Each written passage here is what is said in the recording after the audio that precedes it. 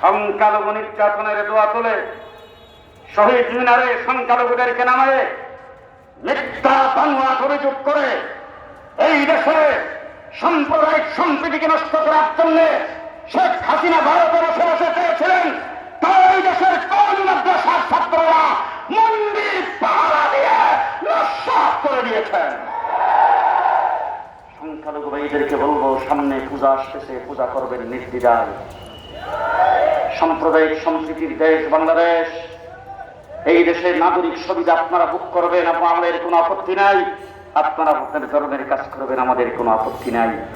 পরিষ্কার ভাষায় বলছি, ওই প্রেসিড সরকারের ছত্র ছায়ায় আমি শুনছি ওই সাদিয়ানি গ্রুপের যিনি বড় লিডার, ওনার বেগম সাহেব নাকি আমাদের দেশের শেখ হাসিনা বান্ধবী।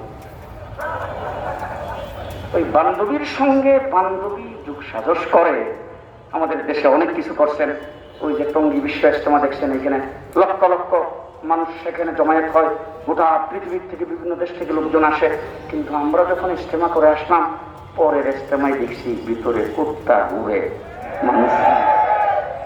এই অবস্থার যারা সৃষ্টি করেছেন সেইটা কুত্তা গুরুক আর গুরু ছাগল স্বরূপ, এরপরও কিন্তু তাদেরকে জিয়ে রাখছিলেন ওই সরকার। ওই সরকার যেহেতু এখন নাই, ওই সরকারের ছত্র ছায়ায় যে যত কাজকর্ম করেছে, ওই সমস্ত কাজ এখন চলতে দেওয়া যায় না, চলতে পারে না, চলতে পারে না, চলতে পারে না।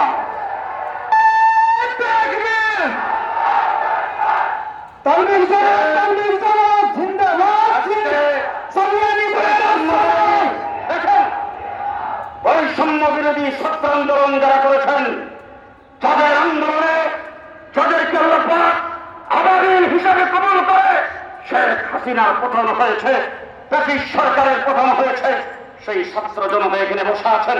তাদের কাছে বলতে চাই, তত্ত্বাবধায়ক সরকারের কাছে বলতে চাই, সেই সাত গ্রুপ বাংলাদেশে তাবলীগ নিয়ে কোনো কাজ করতে পারে না।